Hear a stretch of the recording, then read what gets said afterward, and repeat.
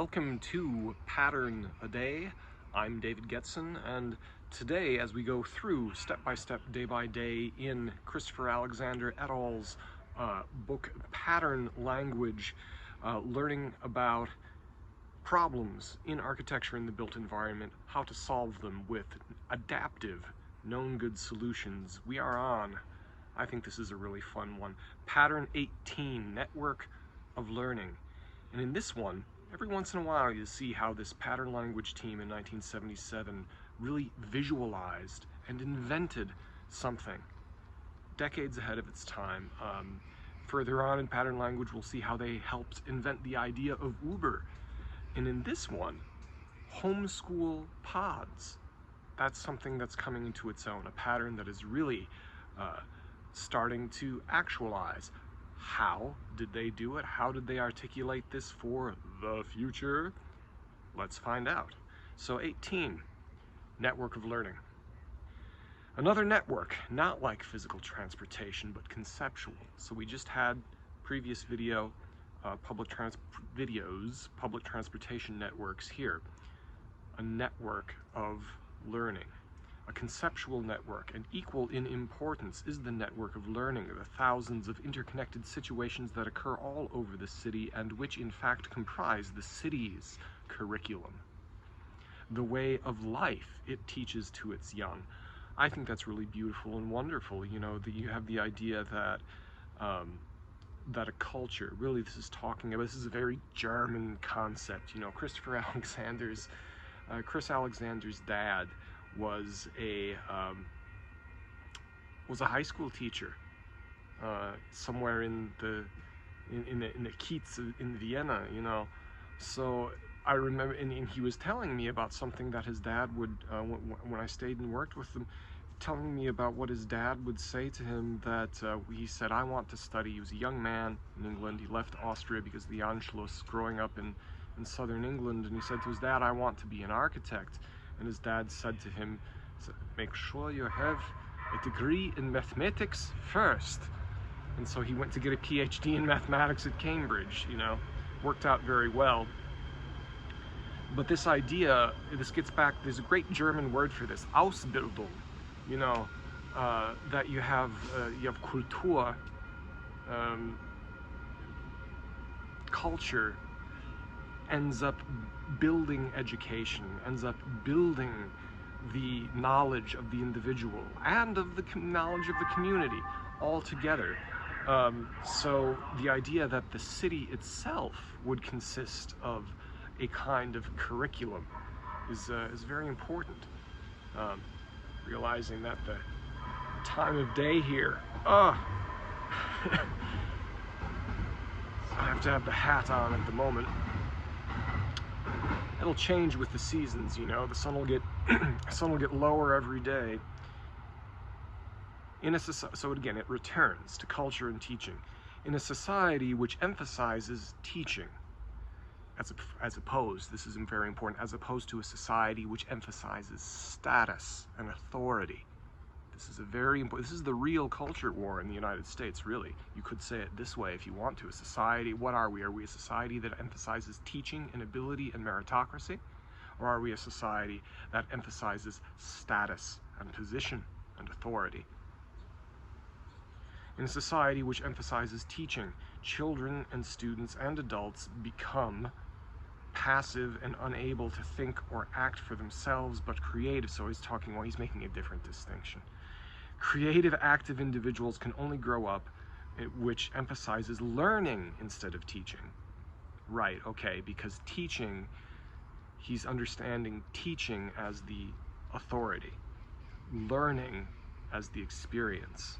So instead of this rote system of the teacher stands up and says something and the students repeat and you're tested on how well you memorize it, instead you're emphasizing learning. You're having the meritocratic, Socratic idea. It's that same distinction. Creative, active individuals can only grow up. This is getting very Jeffersonian in its implications, that if you have a nation of independent people with, by the way, Thomas Jefferson invented our system shaped our system of public schools. A lot of people try to talk about, oh, public schools, this and that, and the government. Thomas Jefferson wanted the government involved in education, county by county. So, creative, active individuals can only grow up in a society which emphasizes learning instead of teaching.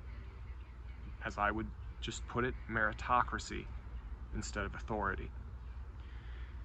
Therefore, instead of the lockstep compulsory schooling in a fixed place, this is the Rockefeller, he's criticizing the Rockefeller factory school where you sit in the rows, you hear the bell, you rotate to the next class.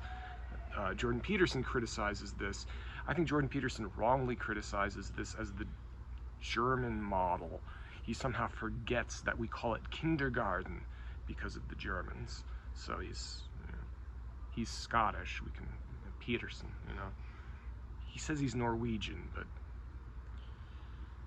instead of the lockstep of compulsory schooling in a fixed place, work in piecemeal ways to decentralize the process of learning and enrich it through contact with many places and people all over the city. This is what Moms for Liberty is doing. They're doing it's like, oh, pattern language, it's so idealistic. People are doing this right now. It's wonderful. People are responding to the lockdowns and everything and saying, I am fed up with this, and here, let's try to make something new and different. And yeah, there's nothing new under the sun. Sometimes that's good, except the shade from my hat under the sun. So instead of the lockstep compulsory schooling fixed in place, work in piecemeal ways to decentralize. It's a key theme these days. To decentralize the process of learning and enrich it through contact with many places and people all over the city. Workshops, teachers at home are walking through the city. Professionals willing to take on the young as helpers, older children, teaching younger children, museums, youth groups, traveling, scholarly seminars, industrial workshops, old people, and so on.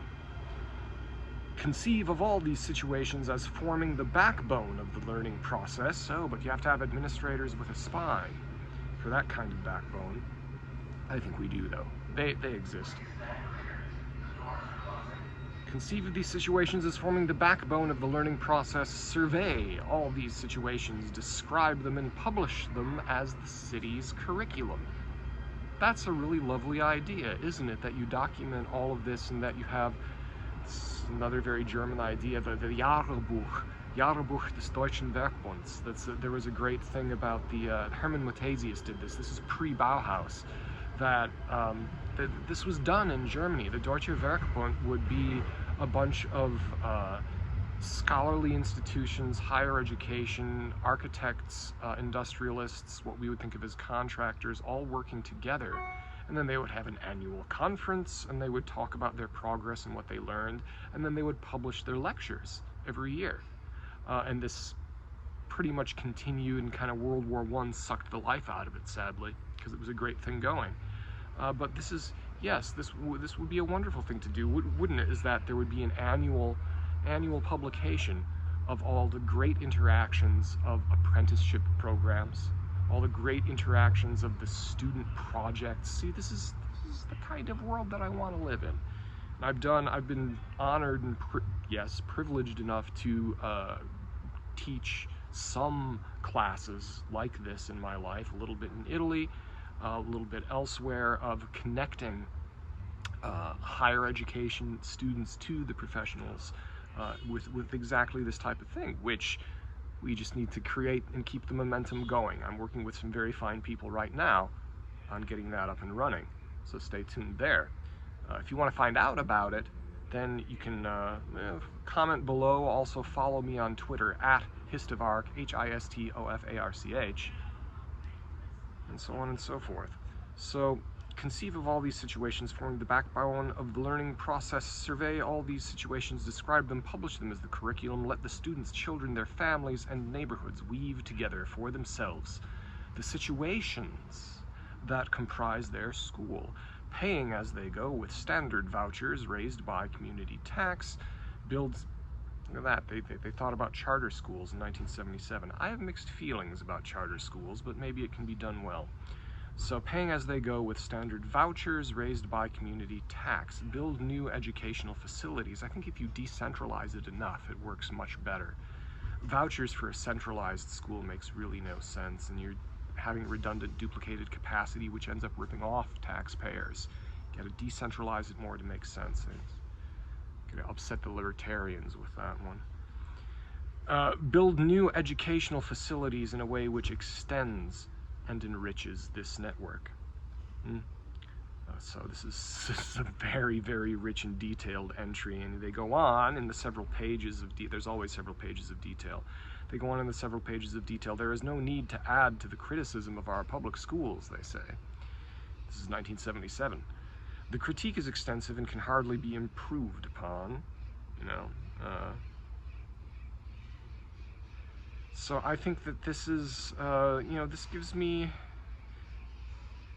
is hopeful, you know? It's a little bit sad. It's always sad to confront problems where you know that something should have been better.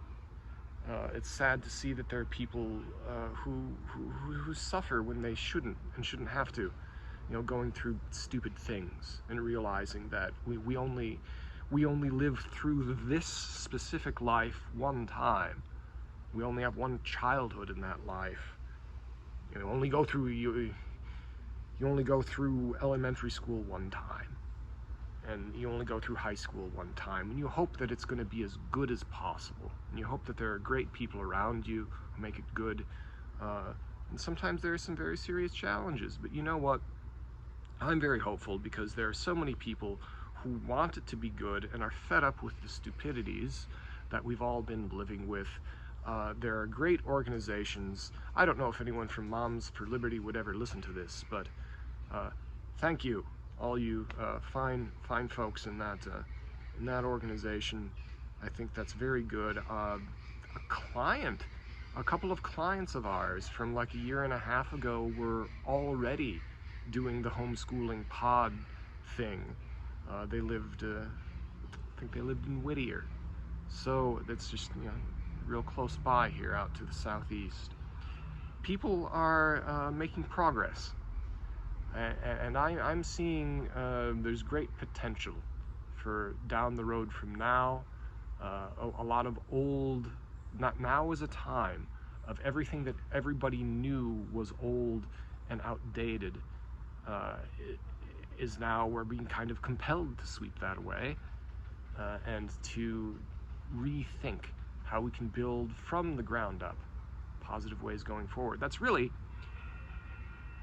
very much in the spirit of pattern language, is to re-examine things and not to start from zero, not to have some kind of revolutionary fervor, not to tear things down, but to step aside from the things that are not helpful and to really build the things that are wonderful and beautiful. And let's see what we have coming up for tomorrow. Our next pattern is shopping. School shopping. Pattern number 19, web of shopping. Next time on Living Process. Like, share, and subscribe below. Thank you for listening.